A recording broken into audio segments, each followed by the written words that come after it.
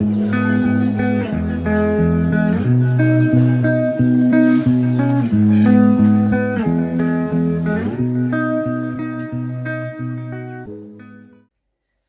bonjour à toutes et bonjour à tous, j'espère que vous allez bien.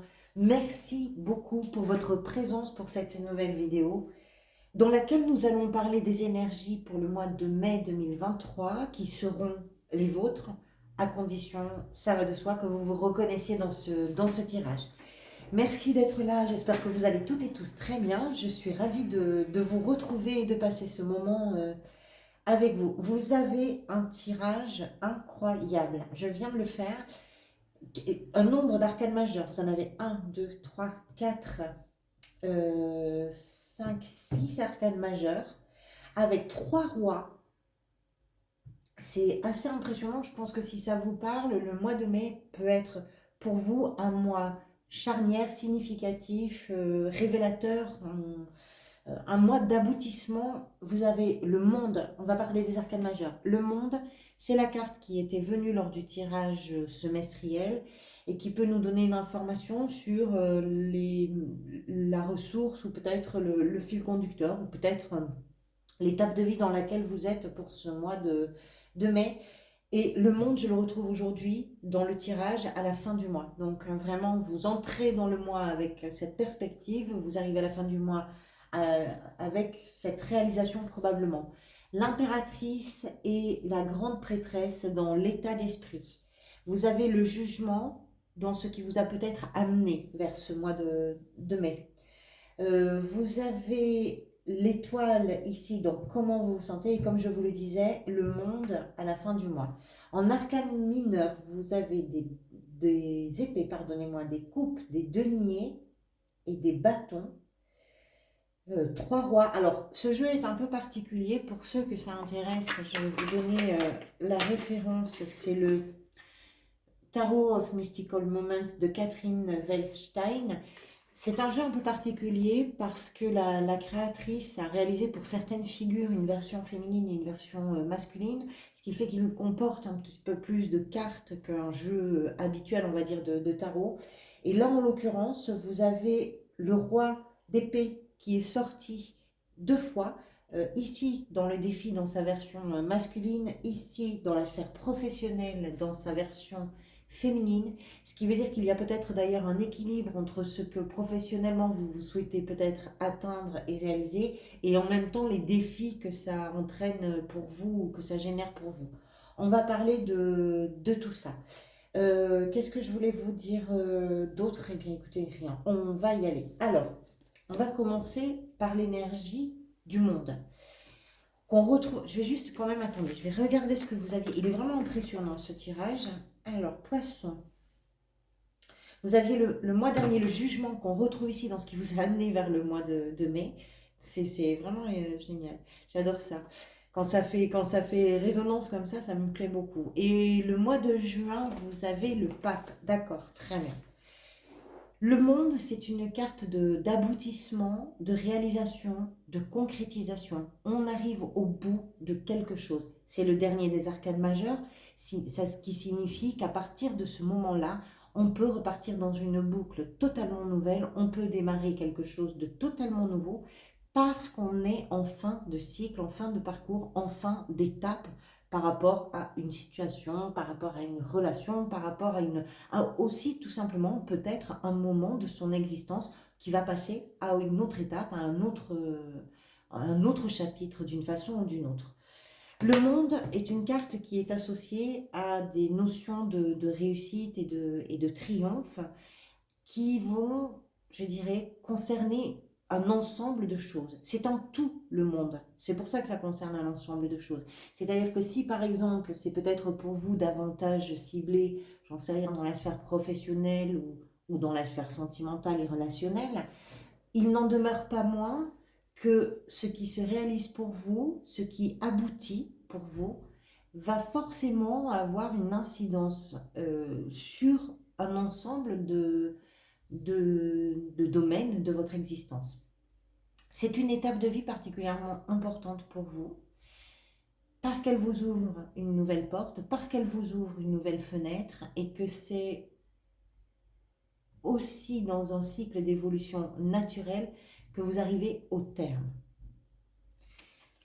C'est vraiment une réalisation dans un domaine ou une réalisation tout simplement de soi. C'est-à-dire qu'on arrive à être la personne qu'on a envie d'être, on arrive à se réaliser dans la vie que l'on a choisi de vivre. Et il est peut-être temps dans cette réalisation, puisqu'on a atteint peut-être les objectifs qu'on s'était donnés, il est peut-être temps d'ouvrir une nouvelle fenêtre, une nouvelle porte.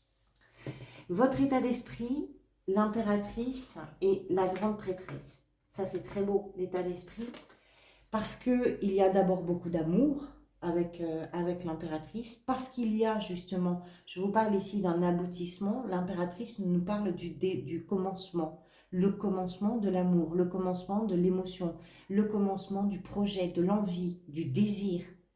L'impératrice, c'est ça, c'est une carte de fécondité, de fertilité, c'est une carte d'abondance, d'amour, au sens très large du terme. C'est-à-dire que ça peut être pour vous une perspective, un nouveau projet, une nouvelle idée, un enfant, ça peut être une nouvelle émotion, ça peut être une rencontre, je ne sais pas ce que ça peut être. Mais d'un point de vue émotionnel, c'est probablement très stimulant et motivant pour vous, c'est le début.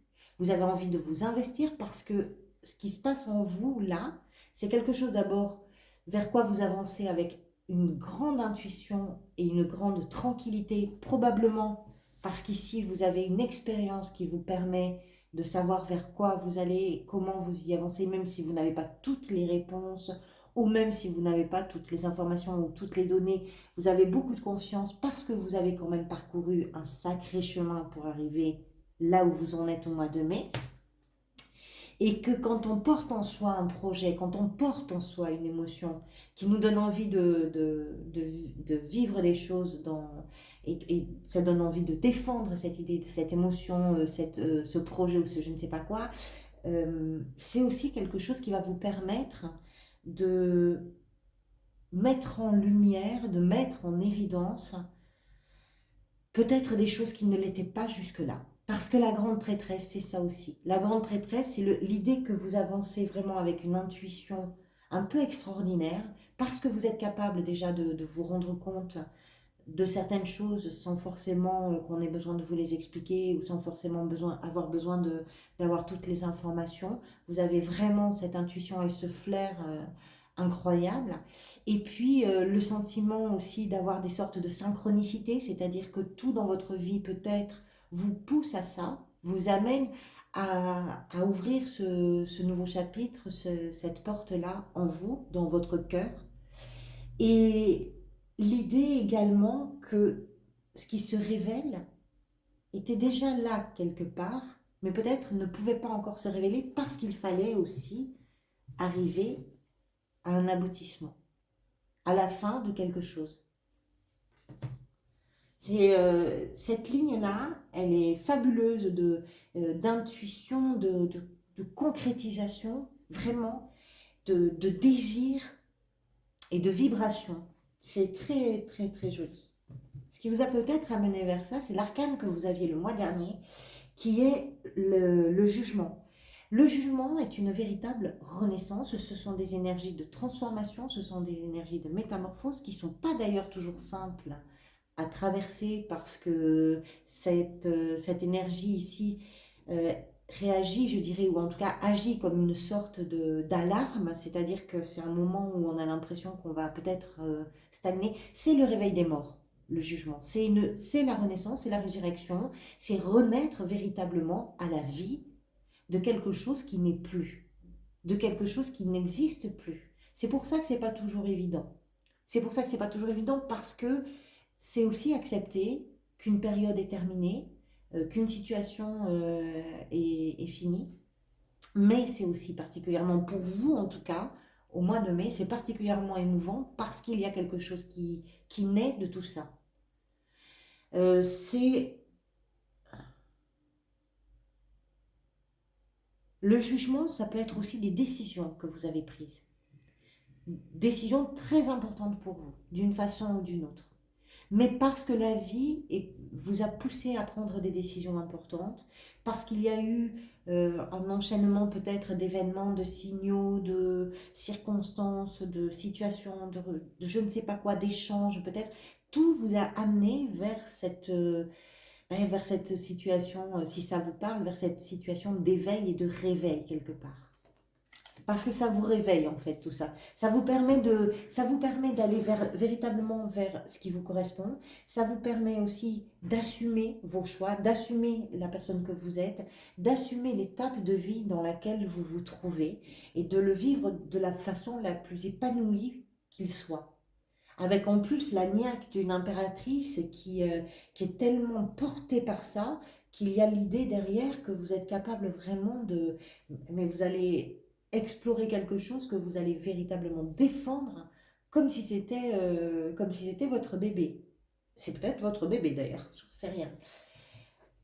Qu'est-ce que vous voudriez, vous? C'est la 2 d'épée qui est venue, qui nous parle de... Ce que vous voudriez, c'est être capable d'avoir des décisions franches, tranchées, nettes. C'est ce qu'on retrouve aussi dans votre défi et c'est ce qu'on retrouve également dans la sphère professionnelle. Mais là, par contre, avec une maturité. C'est ce que vous voulez. Vous avez atteint une étape de maturité dans des expériences, dans des situations, dans des relations, je ne sais pas quoi. C'est atteint. Maintenant, il est question de faire des choix qui sont des choix pas toujours évidents à faire encore une fois. Pardonnez-moi encore une fois parce que finalement, on a beau peser le pour et le contre, on a beau peser le plus et le moins, le positif et le négatif, ben, ça se vaut quelque part. Donc, c'est arriver à libérer un petit peu son esprit de ça. La réalité, elle est toute simple, c'est que vous, ce que vous voulez, c'est arriver à voir plus clair. Pour voir plus clair, il suffit d'écouter ce qui se passe en vous. Si vous avez une décision à prendre, je pense qu'elle est déjà prise. Simplement, ici, vous avez peut-être le mental qui vient vous faire hésiter ou qui vient vous dire il faudrait peut-être réfléchir un tout petit peu plus longtemps. La réalité, elle est tout autre. La réalité, c'est que vous savez exactement, vous avez connaissance des choses. Vous avez la grande prêtresse ici. Vous savez intuitivement ce que vous voulez réellement. Vous savez, que ce soit d'un point de vue professionnel ou sentimental, vous savez. Il y a quelque chose qui pousse en vous qui vous porte de l'intérieur, qui fait que vous savez. Mais le mental est un petit peu là de temps en temps pour freiner ou pour ralentir le mouvement qui est en cours et pour faire douter. Vous, ce que vous voulez, c'est en finir avec les doutes. Voilà. Ce qui pourrait venir vous aider comme énergie, 2 cartes sont venues, la 9 de coupe avec la reine de denier.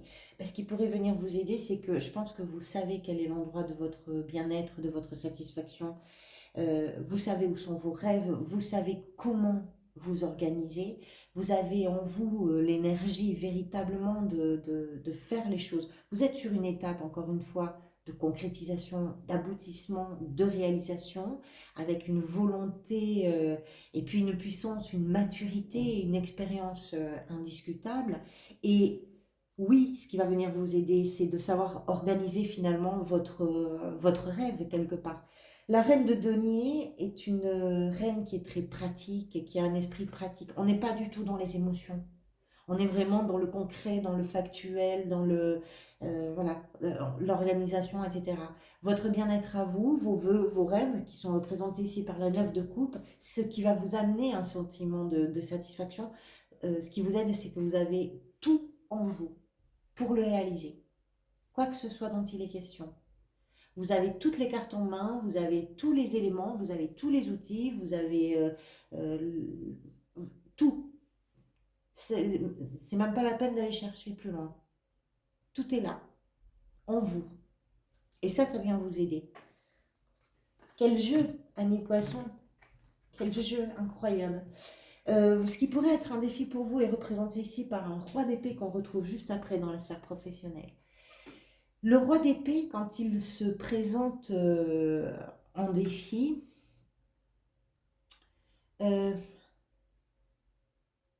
alors, le roi d'épée, d'abord, c'est un expert.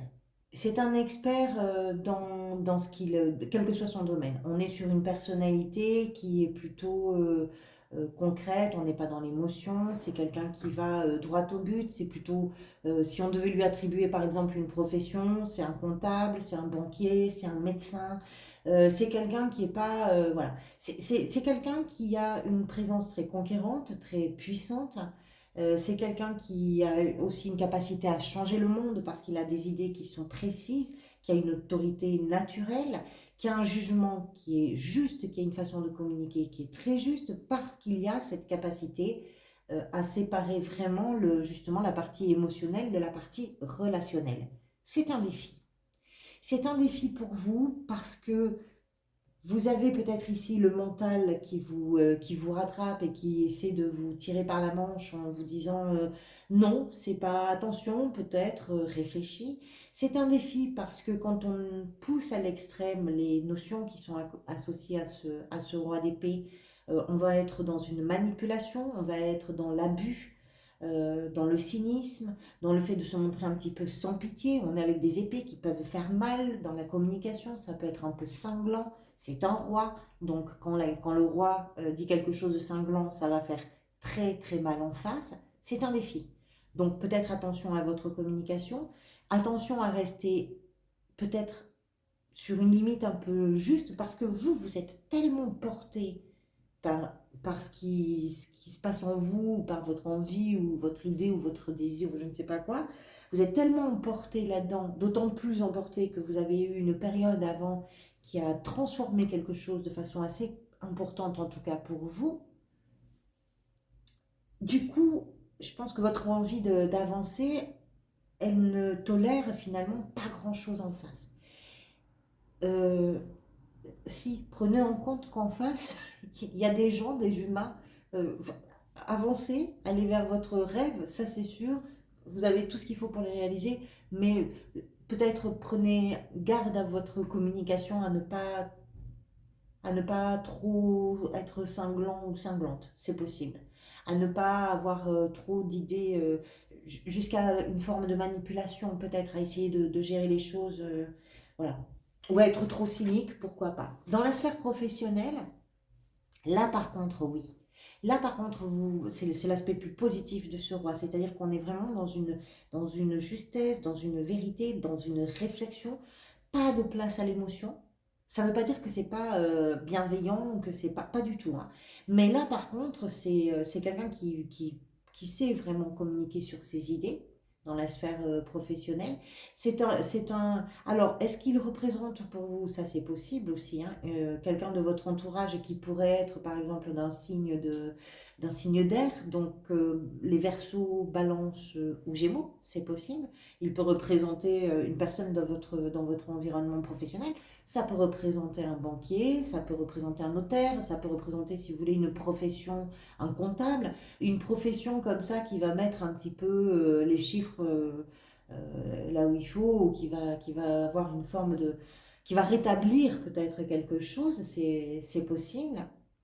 Euh, D'une façon générale, dans la sphère professionnelle, c'est peut-être aussi un métier vers lequel vous allez, c'est-à-dire que professionnellement, vous vous dirigez vers une situation qui va dans le sens effectivement de la direction, du management, euh, d'un poste de décisionnaire, d'expertise, de conseil, etc. C'est possible.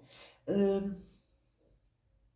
Quoi qu'il en soit, si vous êtes dans les chiffres, si vous êtes dans l'analyse, si vous êtes à la recherche d'un travail comme ça, quoi qu'il en soit, vous avez sans doute dans la sphère professionnelle beaucoup de méthodes, beaucoup d'analyses, un sens très pointu de la communication et une capacité d'action digne d'un expert dans le domaine qui est le vôtre, digne vraiment d'un ou d'une experte.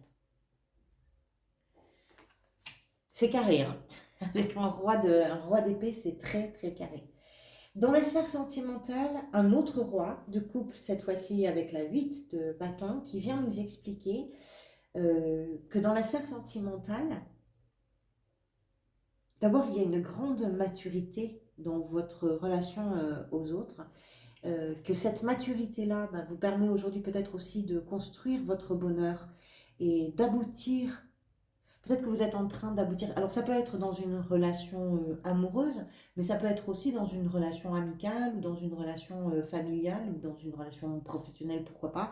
Avec un roi de coupe, on sent quand même que la relation dont il peut être question pour vous est quand même une relation, je dirais, qui vous touche, hein, ça vous laisse pas du tout en dehors des clous, même si c'est professionnel, c'est quelque chose qui vous embarque dans vos émotions, c'est possible. Ça peut être également, bah, oui, forcément, un roi de coupe, ça peut forcément être une personne de votre entourage qui, pour le coup, bah, serait comme vous d'un signe d'eau, hein, mais ça peut être aussi un cancer, un scorpion ou un poisson, un ou une, bien évidemment. Ce roi dans la sphère sentimentale nous parle de, d'abord de la sincérité, des émotions que l'on partage, de l'idée également que vous êtes arrivé à un moment de vos relations où vous êtes capable de gérer vos émotions.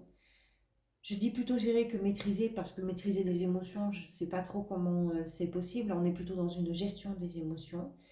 C'est également l'idée que vous allez être très proche des gens que vous aimez et qui vous aiment, et que vous avez suffisamment de stabilité émotionnelle pour qu'il y ait du changement dans vos relations. La 8 de bâton qui accompagne ce roi nous parle de mouvement, nous parle d'un tourbillon, nous parle de quelque chose qui se met en route et qui change un peu la donne. Mais vous êtes sur des énergies, vous arrivez d'une énergie de changement et vous êtes dans une énergie de créativité, d'intuition, de sensibilité. Ça peut être une rencontre, hein, d'ailleurs, pour certains et certaines d'entre vous, hein. Il peut s'agir d'une rencontre de quelqu'un qui a aussi une forme de maturité, notamment dans la sphère émotionnelle de son existence, hein, c'est possible. C'est une très belle relation à l'autre, quelle que soit votre situation, parce qu'avec ce roi, on a quand même une idée de stabilité, d'authenticité, de réciprocité, d'amour, véritablement. Et là, on sent que c'est suffisamment solide pour que vous puissiez envisager des choses nouvelles dans une relation. Ou que vous puissiez injecter, ouvrir la porte peut-être de quelque chose de nouveau dans vos relations. Comment vous vous sentez? L'étoile, plein d'espoir, plein et pleine d'espoir. Vous vous sentez guidé, vous vous sentez protégé. Vous avez le sentiment que ce qui vous arrive ne vous arrive pas par hasard, même si vous avez effectivement votre part de travail dans la réalisation, peut-être qui est en train de se produire dans votre existence. Vous avez aussi le sentiment qu'il y a une bonne étoile qui veille sur vous et que cette bonne étoile-là a mis sur votre route tous les panneaux qui pouvaient vous indiquer la direction à prendre. Ça vous donne beaucoup d'espoir. C'est aussi l'énergie de l'étoile et c'est aussi une énergie de guérison émotionnelle. C'est-à-dire que tout ce qui est en train de vous arriver, tout ce que vous êtes en train, vous, de réaliser, c'est quelque chose qui vient peut-être prendre véritablement soin de votre cœur et de vos émotions. L'étoile est une énergie positive. C'est également l'idée que vous êtes en train de comprendre que la période que vous laissez derrière vous ouvre la porte à une période extrêmement lumineuse, probablement, de votre existence. C'est tout ça l'étoile. Et ce vers quoi vous pourriez aller, ben, on retrouve l'énergie du monde à la fin du mois. Je vous ai dit que le mois d'après, pour vous les poissons, c'était le pape, donc on est sur de l'engagement et on verra ça le mois suivant. Effectivement, c'est vraiment, ça confirme, ça renforce l'idée que vous êtes, si ça vous parle, bien sûr, vous êtes peut-être dans un mois véritablement de concrétisation, de réalisation, d'aboutissement. Quelque chose arrive au bout. Quelque chose vous permet d'aller vers autre chose, autrement, ailleurs. Quelque chose vous permet de démarrer avec beaucoup d'émotions, avec beaucoup d'assises, d'aplomb, de stabilité et de puissance. Il y a une grande puissance qui se dégage de votre tirage. Une grande puissance oui, de maturité quelque part. Voilà pour vous, Annie Poisson. C'est un très beau tirage. J'espère que ça vous parle, j'espère que ça vous correspond. Merci pour votre présence et puis pour toutes vos interactions sur la chaîne, pour vos j'aime, pour vos commentaires, pour vos partages, pour vos abonnements. Merci de tout mon cœur pour ça. Je vous retrouverai bientôt. Prenez soin de vous. Je vous souhaite un très joli mois de mai.